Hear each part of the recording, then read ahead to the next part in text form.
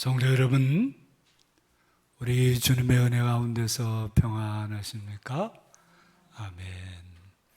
오늘은 6월 둘째 주일, 교회에서 지키는 삼위일체 주일입니다.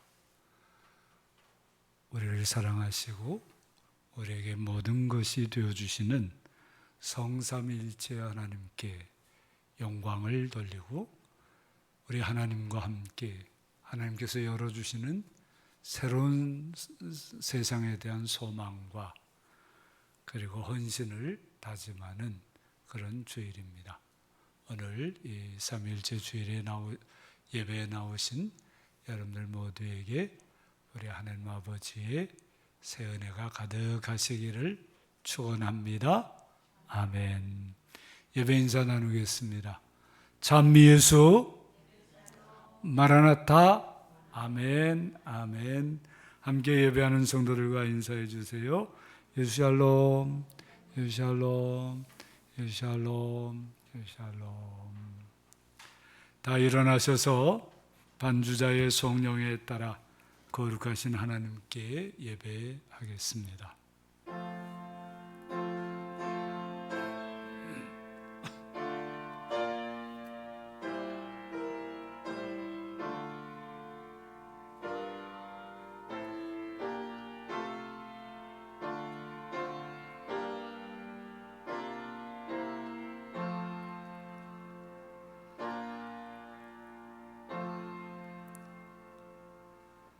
할렐루야. 우리 하나님을 찬양하는 일이 선함이여 찬송하는 일이 아름답고 마땅하도다. 할렐루야. 우리 하나님을 찬양하는 일이 선함이여 찬송하는 일이 아름답고 마땅하도다. 아멘.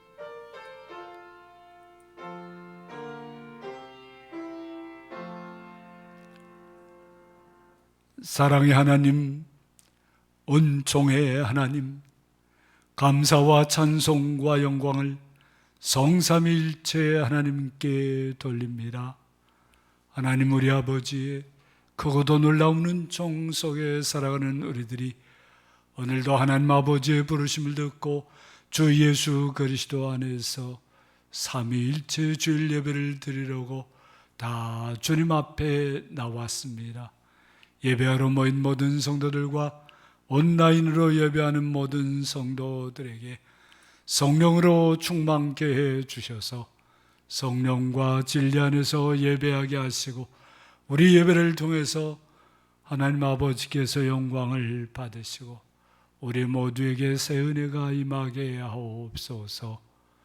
이제 우리를 예배에 부르심에 감사해서 우리의 믿음을 사도신경으로 함께 고백하오니, 나는 전능하신 아버지 하나님 천지의 창조주를 믿습니다. 나는 그의 유일하신 아들 우리 주 예수 그리스도를 믿습니다. 그는 성령으로 잉태되어 동정녀 마리아에게서 나시고 본디오 빌라도에게 고난을 받아 십자가에 못 박혀 죽으시고 장사된 지 사흘 만에 죽은 자 가운데서 다시 살아나셨으며 하늘에 오르시어 전능하신 아버지 하나님 우편에 앉아 계시다가 거기로부터 살아있는 자와 죽은 자를 심판하러 오십니다. 나는 성령을 믿으며 거룩한 공교회와 성도의 교제와 죄를 용서받는 것과 몸의 부활과 영생을 믿습니다. 아멘.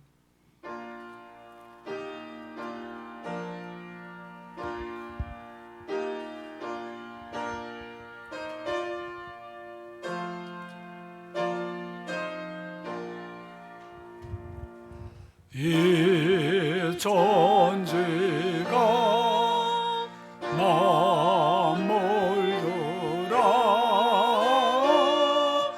복 주시는 주 여호와 전능성부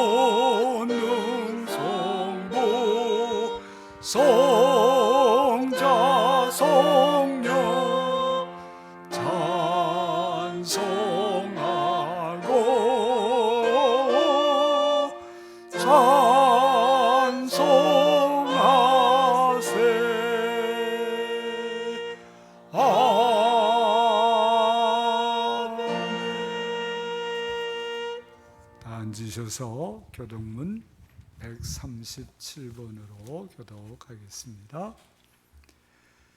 예수께서 세례를 받으시고 곧 물에서 올라오실새 하늘이 열리고 하나님의 성령이 비둘같이 내려 자기 위에 임하심을 보시더니 하늘로부터 소리가 있어 말씀하시되 이는 내 사랑하는 아들이요 내 기뻐하는 자라 하시니라. 그러므로 너희는 가서 모든 민족을 제자로 삼아 아버지와 아들과 성령의 이름으로 세례를 베풀고 내가 너희에게 분부한 모든 것을 가르쳐 지키게 하라. 볼지어다 내가 세상 끝날까지 너희와 항상 함께 있으리라 하시니라.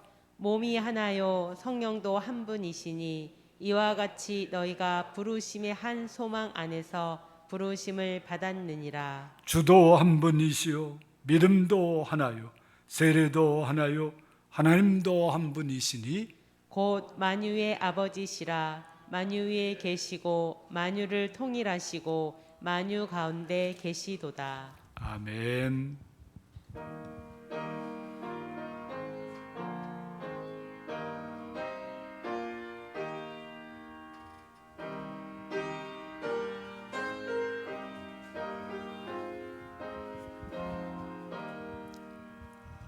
내 맘에 주여 소망 되소서. 주 없이 모든 일 헛되어라. 밤에나 낮에나 주님 생각 잘 때나 깰 때 함께 하소서. 지혜의 주여 말씀으로서 언제나 내 안에 계십소서. 저는 내 아버지 나는 아들 주 안엔 내가 늘 함께하네. 세상의 영광 난 모여도 언제나 주님은 나의 기요. 주님만 내 맘에 계시오니 영원한 주님 잠기 하셔라. 영원한 주님 내 승리의 주 하늘의 기쁨을 주옵소서. 어떤 고난이 닥쳐와도 만유의 주여 소망 되소서.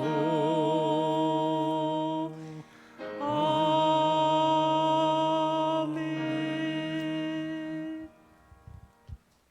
하나님, 실록이 푸른 계절에 주님 전에 나와 감사와 찬양의 제사를 드리게 하심에 감사드립니다. 우리들이 힘들고 어려운 일 당할 때 늘 항상 함께 계셔서 위로해 주시고 힘 주시는 주님께 감사드립니다. 우리를 지켜주시고 보호해 주시며 늘 동행하시는 주님을 생각하며 일주일간도 주님 생각하며 살다가도 때론 주님께서 원하시지 않는 생각과 행동을 함으로 죄를 범하게 되었습니다. 주님 용서하여 주세요. 사랑의 주님, 지금 이 시간 귀한 말씀을 김기훈 목사님을 통해 듣고자 합니다. 김기훈 목사님께 성령께서 함께 하시어 말씀 전하실 때에 주님께서 저희들에게 들려주고자 하시는 말씀을 선포되게 하시옵소서. 하나님, 특별히 서성한 목사님을 기억하사 20여 년간 사랑숨결교회를 이끄시고 얼마 남지 않은 기간도 주께서 함께 하시사 능력 있는 말씀, 응답되는 기도가 이루어지게 하시옵소서.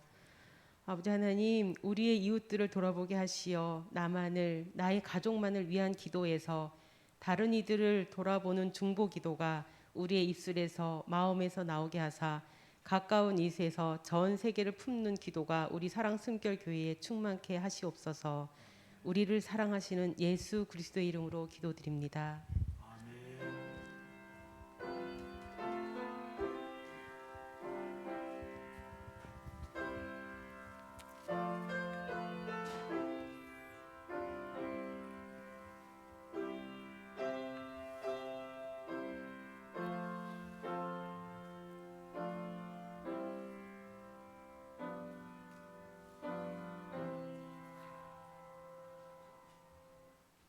침묵 중에 자신의 죄와 허물을 십자가 앞에 내려놓고 회개한 사람들이 주시는 하나님의 용서의 말씀입니다. 그들이 다시는 각기 이웃과 형제를 가르쳐 이르기를 너는 여호와를 알라 하지 아니하리니 이는 작은 자로부터 큰 자까지 다 나를 알기 때문이라.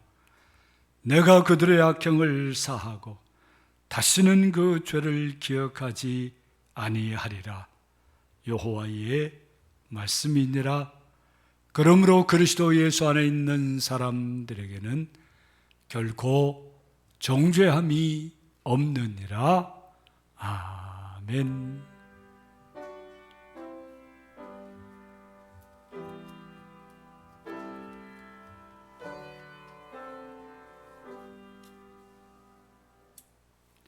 오늘 우리에게 주시는 하나님의 말씀은 요한복음 21장입니다.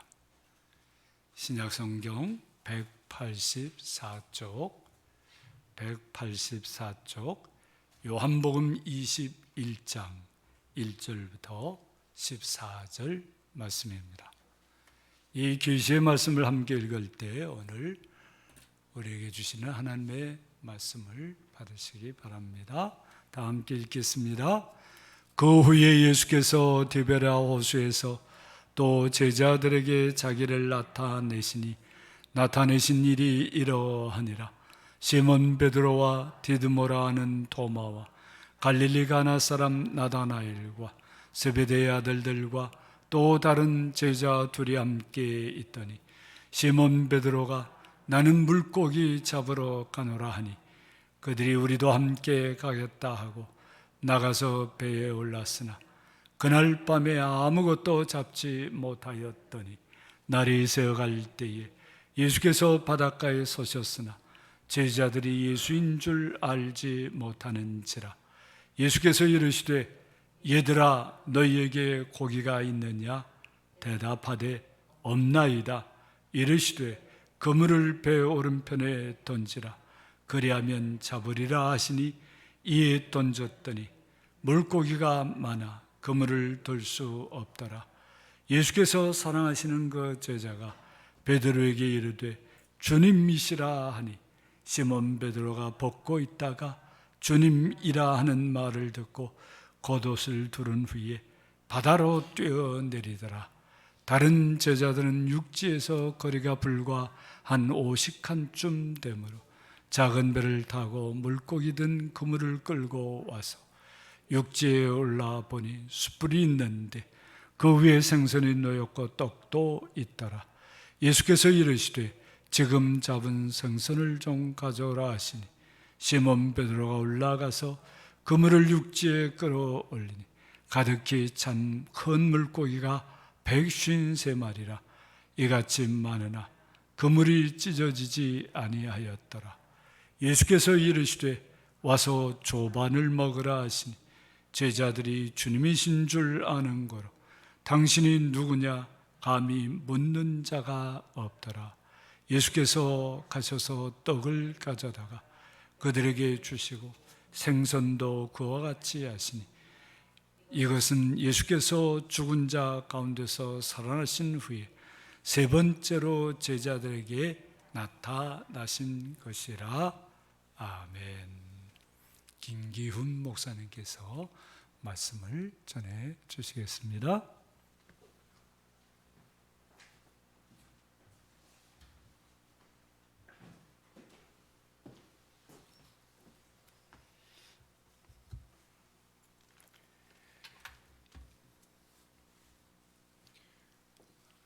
코로나 재난은 우리 생활의 많은 부분을 움츠러들게 했습니다. 이제 2년 반 정도의 긴 터널의 끝이 보이기 시작합니다. 그래서 사회 각 부분에서 여러 가지 활동들이 재개되고 있고, 대학들도 이제 축제, 체육 대회가 다시 개최되면서 여러 곳에서 활기가 넘쳐나고 있습니다. 제가 하루는 아침 일찍 학교에 도착했는데요. 학생들이 잔디밭에서 체육대회 준비를 하고 있었습니다. 그래서 제가 의아해서 시간을 확인했더니 8시 40분경이었습니다. 보통 대학교 풍경은 1교시 시작 전에는요, 강의실로 달려가는 학생들이 종종 보일 만큼 1교시 수업은 대학생들에게 굉장히 큰 부담입니다. 그런데 이런 대학생들이요, 무려 1교시 전에 그것도 복장을 완벽하게 갖춰 입고 아주 열심히 체육대회 준비를 하고 있었습니다. 아마도 지금 현재 대학생 3학년 학생까지는 이런 체육대회가 처음입니다. 그동안 못했기 때문에. 그래서 그런지 학생들이 더 적극적으로 참석하려고 하는 것 같았고요. 제가 지나가기에 보면서 느낀 분위기는 체육대회 연습을 하게 되면 좀 뭔가 경쟁에서 이겨야 된다는 압박감이 있을 수도 있지만은 오히려 웬 단체 소개팅 같은 그런 훈훈한 분위기가 느껴질 만큼 굉장히 분위기가 좋았습니다. 이렇게 대학들도 이제 점차 과거의 일상의 예전의 모습으로 회복하려는 그런 분위기입니다. 이런 시기에 교회들도 움츠려들었던 신앙생활에서 기지개를 켜고 성도님들의 회복을 위해 다양한 시도를 하려는 것 같습니다. 그렇지만 이 회복의 길은 단순하게 이전 예배 참석 숫자의 회복만을 의미하지는 않는 것 같습니다. 코로나 재난을 통해 드러난 교회의 현실을 다각도로 살피고 또 연구하며 여러 영역의 길을 제시해야 하는 큰 과제가 한국교회 또 온 세계 교회에 있는 것 같습니다.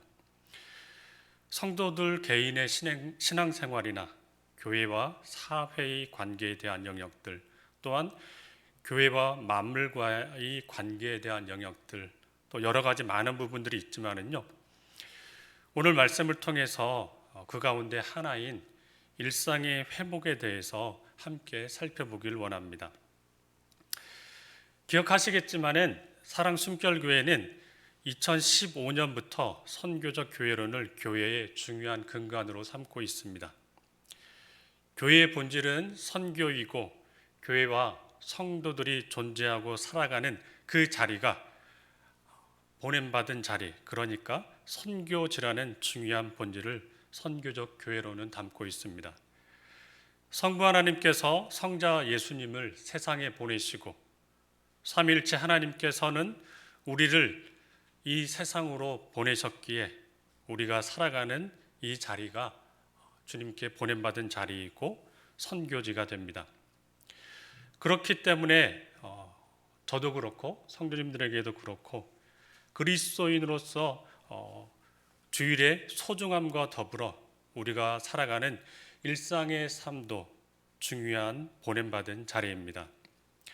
이런 소중한 자리이지만은 일상에서 그리스도인으로 살아간다는 것은 녹록치 않은 게 우리의 현실입니다. 이런 일상에서 그리스도인들은 코로나 이후에 어떻게 살아가야 할까요?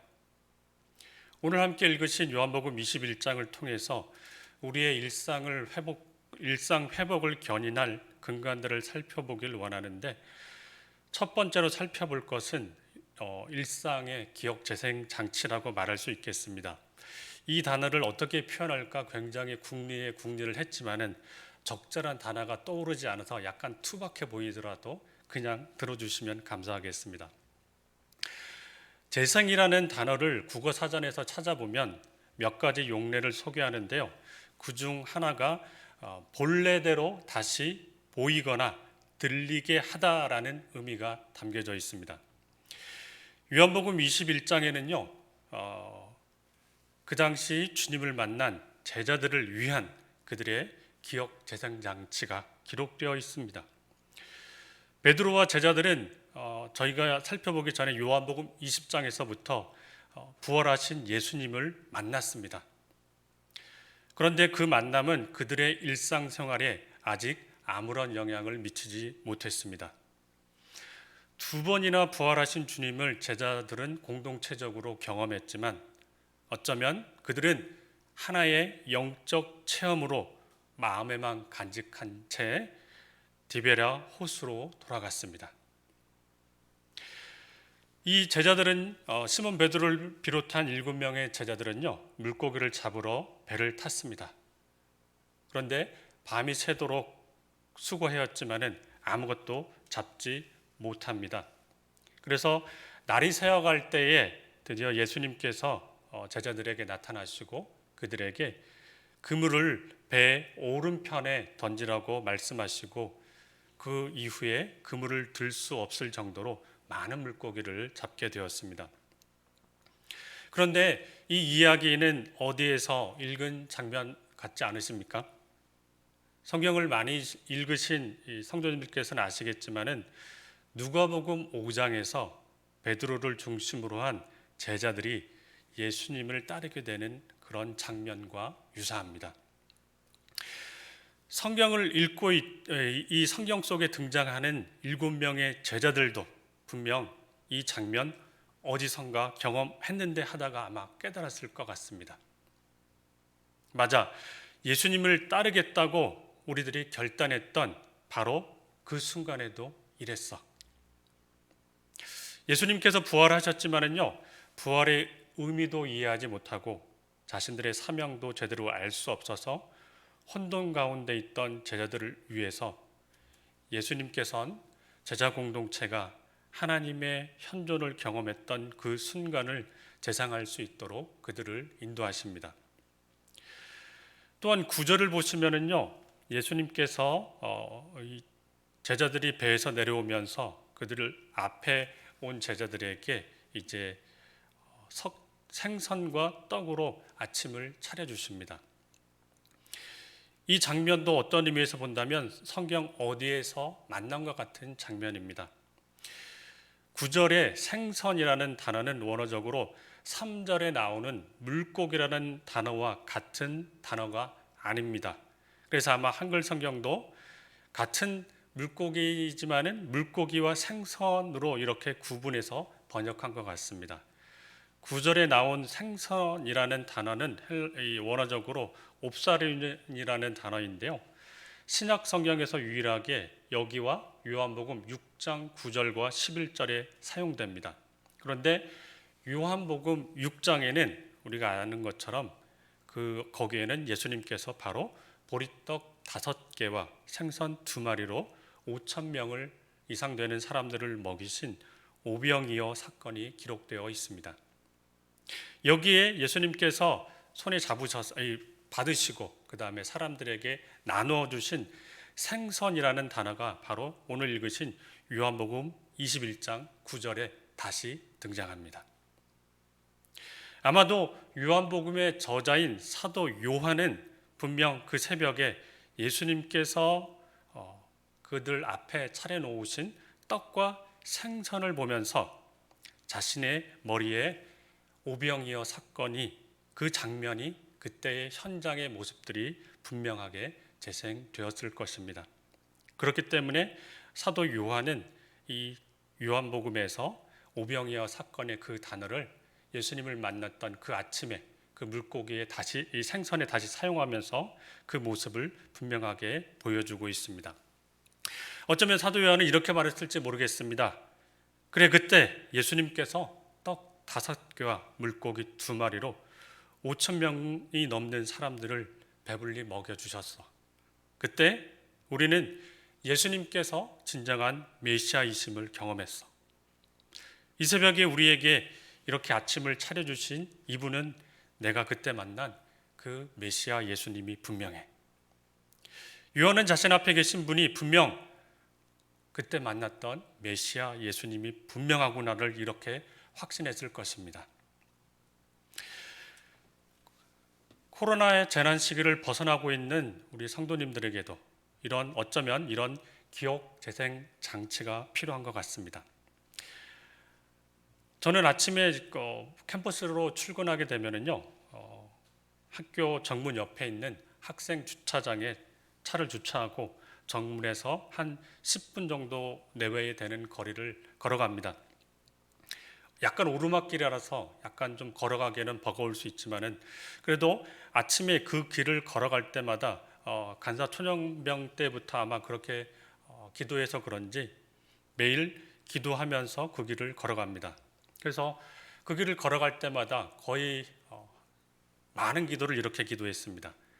하나님, 인생의 가장 빛나고 복된 순간을 살아가고 있는 이 학생들이 대학 시절에 예수 그리스도를 만나게 하시고 그로 인해서 더욱 빛나고 복된 인생을 살아가게 해주십시오. 이렇게 기도합니다. 그래서 10분 정도 걸어가는 시간이지만은요, 저에게는 그 시간이 제 하루에 있어서 하루를 시작하는 중요한 순간 가운데 하나입니다. 하나님을 의식하고 또 제가 다니고 있는 캠퍼스에 또 하나님의 임재를 간구하며 어떤 의미에서 본다면 제 일상의 예배로 나아가는 시간이 아침에 걸어가는 그 10분의 시간입니다. 성도님들의 일상에도 이런 순간들을 갖고 계신 분들이 계시겠죠. 있으시다면은 더 많은 기회들을 만들고 그 자리에서 우리 주님의 현존을 경험하며 일상에서 예배드리시기를 소망합니다. 혹시나 이런 기억 재생 장치 같은 것들이 없으시다면 이 기회에 하나씩 만들어 가셨으면 좋겠습니다. 출근하는 차 안에서 그러실 수도 있고요. 집안을 정리하는 시간에도 그러실 수 있고 이메일을 확인하기 전에 그렇게 하실 수도 있고 직장 중간에 잠깐 쉬시면서 커피 한 잔 마시는 시간에도 하실 수 있는 것 같습니다. 짧은 시간이지만 주님을 기억하고 그분을 찬양하고 어떤 의미에서 그분의 은혜를 구하는 이 시간들이 우리의 일상의 예배일지 모르겠습니다. 그러면 이렇게 물으실 수 있을 것 같습니다. 아이, 뭐 그렇게까지 해야 됩니까? 뭔가를 그렇게 꼭 짜내서 만들어야 됩니까? 그냥 예배드리면 되지요. 너무 하루 종일 그렇게 살려고 하면 너무 종교 생활에 빠져 사는 건 아닌가요? 가끔 이렇게 말하는 사람들을 만나기도 합니다. 저도. 네, 맞습니다. 이렇게 살면 살짝 피곤할 수도 있고요. 번거로울 수도 분명히 있습니다. 특히 어린 자녀들에게 이렇게 한다고 하면 분명 이렇게 말할 것 같습니다. 그렇지만은 우리 본문을 통해서 하나 살펴볼 것은요, 21장 1절과 14절에 반복해서 나오는 부분이 있습니다. 1절은 이렇게 됩니다. 그 후에 예수께서 디베랴 호수에 또 제자들에게 자기를 나타내신 일은 이러하니라. 그리고 이 단락이 마무리되는 14절도 이렇게 기록됩니다. 이것은 예수께서 죽은 자 가운데서 살아나신 후에 세 번째로 제자들에게 나타내신 것이라. 부활하신 예수님이 등장하는 장면들의 특징은요, 사람들 혹은 제자들이 예수님을 찾으러 가서 만난 것은 없습니다. 바로 부활하신 예수님께서 자신을 나타내셨을 때만 그 예수님을 찾는 사람들은 예수님을 만나게 되었습니다. 여기에서 나타내신이라는 구절을 문자 그대로 해석한다면 이렇게 해석할 수 있습니다. 그분은 자신을 계시하셨다. 부활하신 예수님은 자신을 이렇게 계시해 주심으로써 제자들이 그분을 만나고 경험할 수 있게 되었습니다. 영국의 유명한 작가이자 교수였던 C.S. 루이스는 개인 기도라는 책에서 이렇게 기록합니다. 우리는 하나님의 현존을 무시할 수는 있지만 그 어디에서든 피할 수 없다. 이 세상은 하나님으로 가득하다. 하나님은 자신의 신분을 숨기신 채 안 다니시는 곳이 없다. 꼭 C.S. 루이스의 말이 아니더라도 하나님은 분명 이 세상 곳곳에 현존하시고 또 함께 하십니다.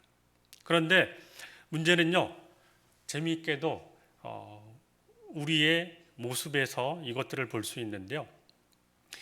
예수님이 부활하신 이후에 여러 곳에서 그 이야기들이 기록되지만은 엠마오로 가는 두 제자가 예수님과 만났을 때에 그들의 모습을 본다면 어떻습니까? 예수님이 옆에 계셨지만은 함께 하셨지만은 그들은 예수님인지 알지 못했다고 기록합니다. 세상의 모든 것을 다 볼 수 있는 눈을 가졌지만은 가장 중요한 것 하나만 보지 못하는 눈을 그 당시 제자들이 갖고 있었습니다. 어쩌면 우리의 모습이 그렇지 않을까요? 세상의 많은 것들, 모든 것들은 다 보고 깨닫고 경험하고 있지만 이 세상에 가득하신 하나님의 현존을 경험하는 그 눈은 우리에게 열려 있는지요? 우리의 기억 재생 장치는 우리 삶에 현존하시는, 온 세상에 현존하시는 하나님의 계시하심을 일상에서 경험하게 해주므로 매일이 반복되는 것 같은 우리의 평범하고 지루할 수 있는 일상의 시간을 바로 하나님의 현존을 경험하게 하는 계시의 시간, 그러니까 카이로스의 시간으로 탈바꿈하게 합니다. 이 시간이 우리의 시간에 찾아오게 될 때에 우리의 매일매일의 시간이 구원을 받아 거룩하고 경이로운 시간으로 변화하게 됩니다. 이 자리에 앉아 계신 성도 여러분, 우리 일상에 찾아오셔서 자신을 나타내 보이시는 하나님을 삶의 자리에서 만나시기를 소망합니다. 두 번째로 또한 살펴볼 일상의 회복 가운데 하나는 일상에서 말씀에 대한 회복입니다. 말씀과 성례전은 기독교 예배 가운데 가장 핵심입니다. 예수님께서 광야에서 시험 받으실 때에 이렇게 말씀하셨습니다. 우리가 떡으로만 사는 것이 아니라 하나님의 입에서 나오는 모든 말씀으로 살 것이다 라고 말씀하셨습니다. 그런데 우리가 살아가는 일상들은 떡만 있어도 잘 살 수 있을 것 같은 세상입니다. 그렇지 않습니까? 저도 가끔은 그렇게 보일 때가 종종 있습니다. 통장 잔고가 줄어들 때면 점점 떡이 많아야 잘 살 수 있을 것 같다는 그런 생각이 들 때도 있지만, 오늘 이야기의 배경이 되는 장소를 한번 보면서 주님께서 말씀하시는 것들을 찾아보면 좋겠습니다. 오늘 이야기 배경이 되는 장소는요, 1절에 나와 있듯이 디베랴 호수입니다. 이 디베랴 호수는 갈릴리 호수를 지칭하는 여러 가지 표현 중에 하나인데, 그런데 재미있게도 디베랴 호수라는 표현은 사복음서 가운데 요한복음에만 등장합니다. 사도 요한이 의도적으로 사용한 표현이라고 볼 수 있습니다. 이 디베랴는 갈릴리 서쪽 해안의 큰 도시 이름입니다. 티베리아스라고 불리기도 했는데요. 이 도시는 헤롯 안디바가 건설했는데 이름을 이렇게 지은 이유는 당시 로마 황제였던 티베리우스 황제의 이름을 따서 그 도시 이름을 이렇게 디베랴 혹은 티베리아스라고 이름을 명명했습니다. 아마도 이 로마 황제의 눈에 들기 위해서 도시의 이름을 그렇게 지었던 것 같습니다. 로마 제국이 가장 변방에 있던 갈릴리 분봉왕조차 로마 황제의 권세를 따르려고 힘쓰는 시대가 바로 그 시대였습니다. 그런데요, 오늘 살펴본 이 말씀은 디베랴 호수가 로마 황제의 다스림에 속해 있던 그런 영토가 아니라고 말합니다. 6절을 보시면은 예수님께서 제자들에게 이렇게 말씀하십니다. 그물을 배 오른편에 던지라. 그리하면 잡으리라 하시니 이에 던졌더니 물고기가 많아 그물을 들 수 없더라. 밤이 새도록 수고하였지만 한 마리 물고기도 잡을 수 없었던 제자들이었습니다. 그런데 이들은 예수님의 말씀을 따라 그물을 던질 때에야 그물을 들 수 없을 정도로 엄청난 물고기를 잡게 되었습니다. 로마 황제의 통치가 변방인 이스라엘 갈릴리까지 미치고 있는 것처럼 보이는 시기였지만 어떻습니까? 제자들이 삶의 터전이었던 이 디베랴 호수에서 제자들은 티베리우스 황제의 말이 아니라 예수님의 말씀을 따라 그물을 던지게 될 때에 넘치는 물고기를 얻게 되었습니다. 그래서 요한복음 1장에서부터 예수님에 대해서 사도 요한은 이렇게 소개합니다. 요한복음 1장 3절에 만물이 그로 말미암아 지은 바 되었으니 지은 것이 그가 없이는 된 것이 없느니라. 우리 예수님께서는 이와 같이 온 세상을 다스리시는 창조주 하나님이심을 분명하게 사도 요한은 우리에게 말하고 있습니다. 성도 여러분, 우리가 살아가는 일상의 자리는 하나님께서 통치하지 않으시는 현장처럼 보일 때가 매우 많습니다. 그래서 떡의 논리가 지배해서 떡이 있어야만 살 수 있을 것처럼 보일 때가 많습니다. 제자들도 부활하신 예수님을 2번이나 경험했지만 이들은 물고기를 잡고 있었습니다. 아마 먹고 사는 현실적인 문제가 있었기 때문에 물고기를 잡는 현장에 그들이 다시 돌아간 것 같습니다. 그렇지만 이들에게 찾아온 주님의 말씀은 바로 빈배에서 허망함 가운데 있었던 그 제자들을 다시금 충만함을 경험하게 하는 회복의 자리로 그들을 이끄셨습니다. 재미있는 것은요, 11절을 살피시면은 신약 어느 곳에도 없는 그날 새벽에 제자들이 잡은 물고기 숫자가 기록되어 있습니다. 다 아시는 것처럼 153마리입니다. 이 물고기 숫자에 대해서 고대부터 지금까지 아주 수많은 사람들의 해석이 넘치도록 쌓여 있었습니다. 그래서 정확한 해석을 찾기는 쉽지 않지만은 초기 교회 교부였던 제롬이라는 사람은 이 당시 세상의 물고기 종류, 온 세상에 있는 물고기 종류가 153종류였다는 그 당시 학자의 의견을 차용하면서 11절을 해석했습니다. 그러니까 이 해석을 바탕으로 11절을 살핀다면요, 그물에 가득 잡힌 153마리는 어떤 의미에서 본다면 충만함을 상징하는 것으로 해석할 수 있습니다. 그러니까 우리의 삶의 현장, 먹고 사는 현장에서도 주님의 말씀을 따라가 살아가려는 사람들에게는 우리 주님께서 충만함으로 우리의 인생을 가득 채워주신다고 말씀하는 것은 아닐까요? 부활하신 주님은 우리 삶의 그물을 하나님 나라의 충만함으로 가득 채워주길 원하시는 분이십니다. 그런데 이 그물은 결코 찢어지지 아니하는 그물입니다. 우리를 충만함으로 가득 채워주시는 주님을 신뢰하며 삶의 자리에서, 우리의 일상의 자리에서 말씀을 따라 그물을 던지시는 성도님들이 되기를 소망합니다.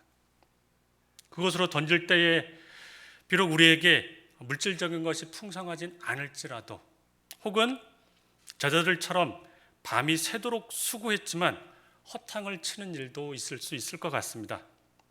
그렇지만은요, 분명히 제자들에게 나타내 보이셨던 부활의 주님께서 우리의 일상의 자리에도 나타나셔서 우리의 그물을 충만하게 하실 것입니다. 말씀을 마무리하면서 보통은 제가 이런 거를 소개를 안 하는데 최근에 제가 시청하게 된 드라마, 종료를 했지만 하나가 있는데 나의 해방일지라는 드라마입니다. 꼭 보라는 말은 아니래. 그런 말은 아니니까 오해하지 마시고요. 또 이것만 가슴에 담고 돌아갔으면 안 됩니다. 보통 이런 얘기하시면 이것만 담고 돌아가긴 하는데 그래도 제가 이걸 살피니까 그래 이것만이라도 담고 돌아가시면 괜찮겠다 싶어서 소개를 하게 되었습니다. 이 드라마는 제가 보기에는요, 이 드라마 안에 기독교적인 어떤 상징들, 메타포가 군데군데 묻어나는 드라마라고 볼 수 있는데 그 드라마 대사 가운데 이런 대사가 있습니다. 하루에 5분만 숨통 트여도 살만하잖아. 편의점에 갔을 때 내가 문 열어주면 고맙습니다 하는 학생 때문에 7초 설레고 아침에 눈 떴을 때 오늘 토요일이지 10초 설레고 그렇게 하루 5분만 채워요.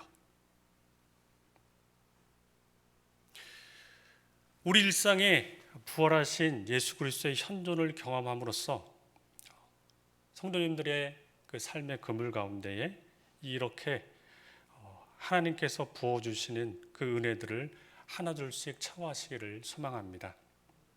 그런 가운데 어떤 의미에서 본다면 우리의 지루하고 고단한 것 같은 일상생활도 구원을 받게 되고 부활하신 예수 그리스도의 충만함으로 또 온 세상에 함께 하시는 삼일체 하나님의 현존과 은혜를 가득 경험하는 가운데에 그것들이 우리를 하나님 나라의 그 복된 인생으로 우리를 인도하실 것입니다. 이런 복된 일상을 회복하시기를 주님의 이름으로 축원합니다. 아멘. 함께 찬송하시겠습니다. 찬송가 623장입니다.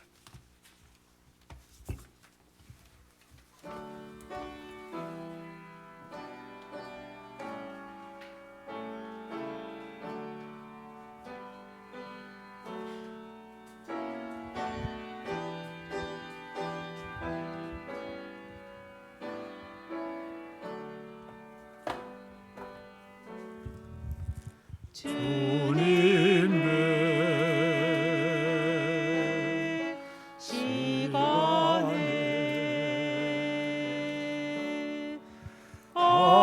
아름답게 모든 것 변하리.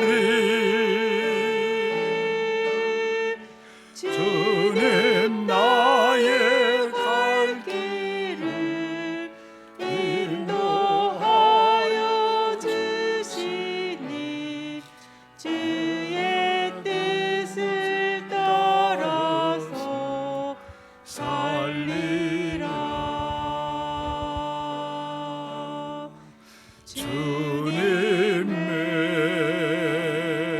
주님의 시간에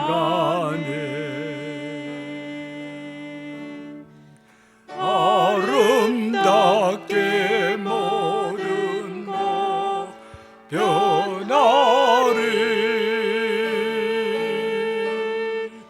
나의 정성 다하여 주를 찬송하오니 주의 뜻을 더 이루어 주소서.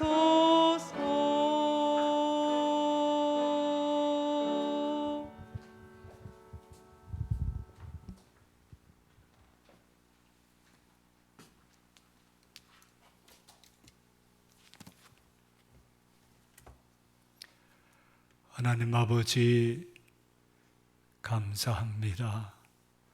어렵고 힘겨운 여러 과정을 통해서 하나님께서 우리에게 또 새로운 삶을 열어주시는 그 놀라운 은혜를 오늘 체험하면서 하나님께서 부어주시는 일상의 회복의 은총을 찬양합니다. 하나님께서 우리 모든 성도들 마음속에 성령으로 충만케 해 주셔서 우리 하나님께서 주시는 일상의 회복이 가득가득 차고 넘치게 해 주시기를 간절히 빕니다. 하나님 아버지 은혜에 감사해서 우리 자신을 드리는 표로 이 예물을 바칩니다. 우리 하나님께서 기뻐 받아 주옵소서. 말씀에 따라 11조 예물을 드리고 감사 예물을 드리고 주일 예물을 드리오니 이 예물 속에 담겨져 있는 우리 성도들의 믿음의 고백과 감사의 제목과 마음의 소원을 다 받으셔서 하나님께서 영광 받으시고 하나님께서 이루어 주셔서 우리 성도들 삶 속에 하나님께서 주시는 충만한 은혜가 가득가득 차고 넘치게 해 주옵소서. 하나님 아버지, 우리 주님의 말씀에 따라 선교 예물을 드립니다. 우리가 직접 가서 복음을 증거해야 하지만 그럴 수 없어서 기도와 물질을 바치오니 이 물질이 쓰여지는 소외자 선교, 소외자 섬김과 문서 선교와 다음 세대 선교와 분쟁 지역의 평화 선교회와 로힝야 민족의 난민 전학교와 그리고 우리 세계에 나가 있는 선교사님들과 제주 개척자들과 우리 시대의 문화사역자들 위해 충만하게 내려 주옵소서. 그들의 일상도 주님의 것으로 다 회복되어서 하나님께 영광 돌리며 함께 기뻐할 수 있도록 역사해 주옵소서. 하나님 아버지, 우리 성도들 한 분 한 분을 다 기억해 주시고 주님께서 가장 기뻐하시는 모습으로 다 회복되게 해 주시기를 간절히 빕니다. 특별히 지금도 코로나로 인해서 고생 중에 있는 우리 박 목사님을 비롯해서 여러 성도들을 주님 긍휼히 여겨 주셔서 속히 잘 후유증 없이 나을 수 있게 해 주옵소서. 하나님 아버지, 우리 성도들이 드리는 모든 기도를 하나님 기뻐 받아주시고 그 기도를 통해서 그 말씀을 통해서 진실로 우리 삶 속에 참으로 기쁨과 즐거움이 넘치는 주님과 다시 만나는 것 같은 아름다운 역사들이 이루어지게 해 주시기를 간절히 빕니다. 하나님 아버지, 우리 성도들이 참으로 주님을 사랑하고 참으로 주님을 섬겨 따르며 많은 이들과 함께 하나님 나라를 함께 누려갈 수 있도록 필요한 모든 것을 채워 주옵소서. 이 민족이 땅 위에도 그 은혜로 가득가득 채워주셔서 온 세상에 충만한 우리 삼위일체 하나님의 영광이 저들에게도 참으로 아름답게 비춰지게 해 주옵소서. 모든 것을 주님 손에 의탁하오며 우리 구주 예수님의 이름으로 기도하옵나이다. 아멘.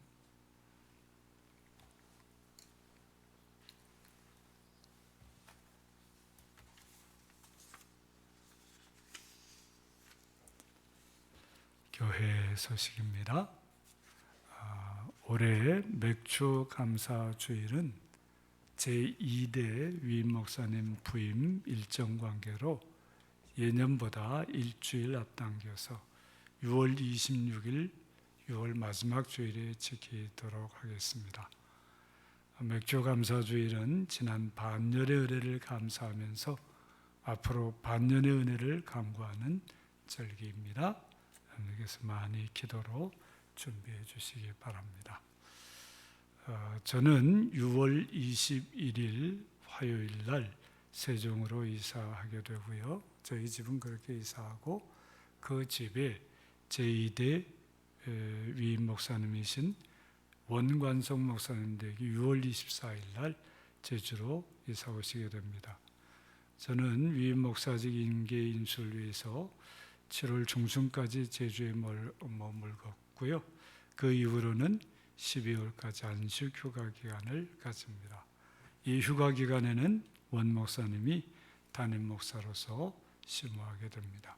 이 모든 과정에 기도와 축복으로 함께해 주시기를 부탁드립니다. 저희들이 살던 집에 또 목사님을 모시게 되는 것은 우리가 원 목사님에게 좋은 집을 임대해 드리려고 많이 노력했습니다. 거의 2달 동안 노력을 했는데 지금 신구간이 지나서 그런지 도무지 집을 얻을 수가 없습니다. 임대료도 거의 2배 가까이 올랐는데 그거 다 감당해 드리면서 하려고 했지만 그렇게 할 수 없어서 이렇게 됐습니다. 그렇지 않았으면 저희도 7월 20일경에 이사할 예정이었는데 한 달 정도가 앞당겨지게 됐습니다. 그런 사정을 여러분들이 잘 이해해 주시고 이 모든 과정에 어려움이 없도록 계속해서 기도해 주시기를 부탁드립니다. 사랑나무 시즌 3 제30기가 지난 주간부터 시작이 됐습니다. 시작하는 운영 지침은 주보에 있는 그대로 하고 있습니다. 여러분들 적극적으로 기도하면서 기쁨으로 참여해 주시기를 부탁드립니다.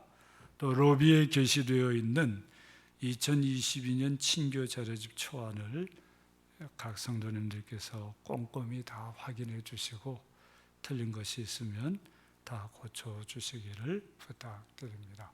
다음 주간에는 인쇄해서 나눠드려야 되니까요. 오늘 마지막 한 번 더 참고해 주시고 잘 확인해 주시고요. 확인이 되면 동그라미를 자기 이름에다가 쳐주시기를 바랍니다. 그렇지 않으면 다시 교회에서 한 분 한 분에게 전화로 다 확인을 해야 되니까요. 그 수고를 덜어주셨으면 대단히 고맙겠습니다. 근데 해마다 해보면요, 이렇게 광고를 드려도 끝까지 버티는 건지 어떤 건지 확인을 안 하는 분들이 있어요. 그리고 그런 분들이 꼭 틀린 거에 나오더라고요. 교회에서는 굉장히 미안하고 또 그렇게 되는데 그런 일이 없도록 협조해 주시기를 부탁드립니다. 김선영 권사님 남편이신 김종갑 씨가 교통사고를 당해서 수술을 받고 한마음병원에 입원 중에 있습니다. 조속한 완쾌와 신앙 회복을 위해서 기도해 주시기를 바랍니다. 얘기를 들어보니까 교통사고이긴 한데 본인의 책임이 100%라고 한다고 합니다.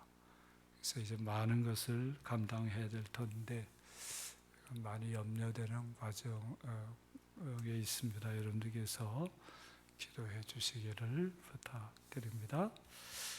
6월 16일 목요일입니다. 이번 주 목요일인데 오후 7시 30분에 성가대에서 봉사하시는 강유미 선생님의 소프라노 독창회가 제주대학교 아람뮤지홀에서 열립니다.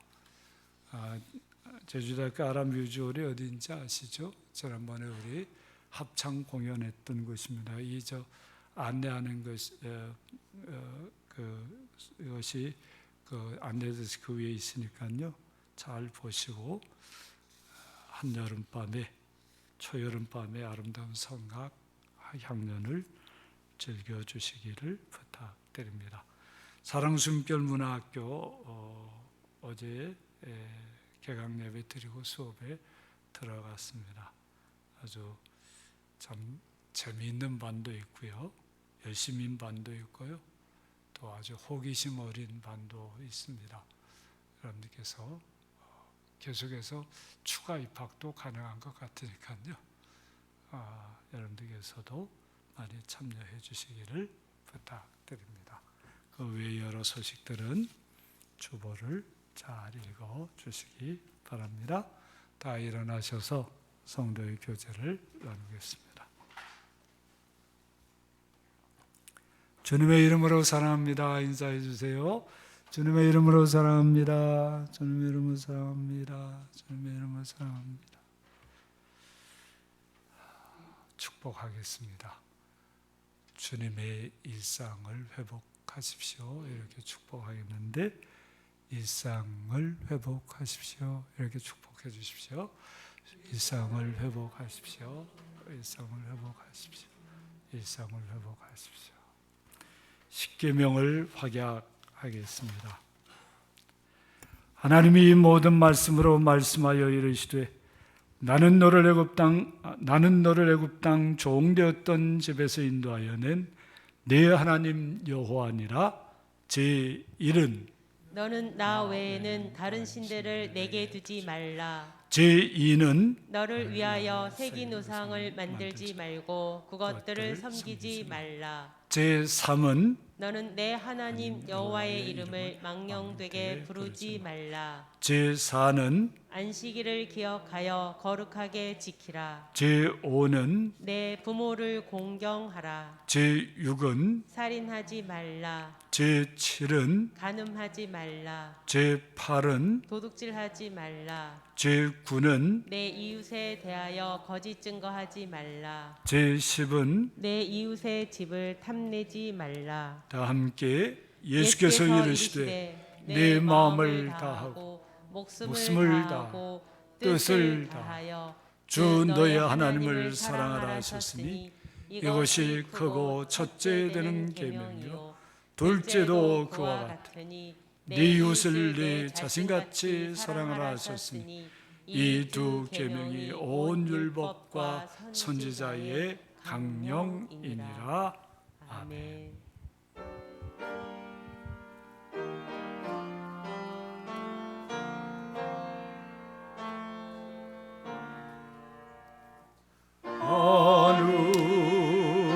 하늘에 계신 아버지 이름 거룩하사 주님 나라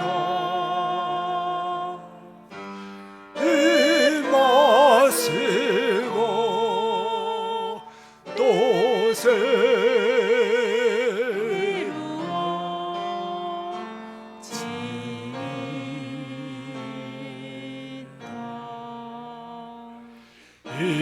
일용할 양식 주시고 우리들의 큰 죄 다 용서하옵시고 또 시험에 들게 마시고 악에서 구원하소서.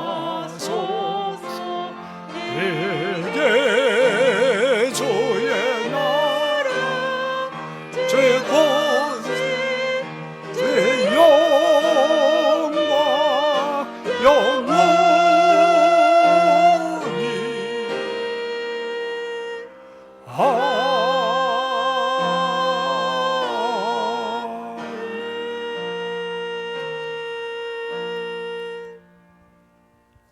이제는 우리 구주 예수 그리스도의 무한하신 은혜와 하나님 아버지의 극진하신 사랑과 성령님의 충만한 교통하심이 주께서 주시는 일상의 회복을 힘입어 하나님께서 가장 기뻐하시고 아름답게 여기시는 귀한 삶을 살아가기를 소원하고 다짐하는 우리 모든 성도들 위해와 우리 성도들의 삶의 도전 위에와 온 교회와 이 민족과 이 땅 제주 위에 그리고 우리와 함께 살아가는 많은 이들 위에 항상 함께 없으기를 간절히 축원하옵나이다.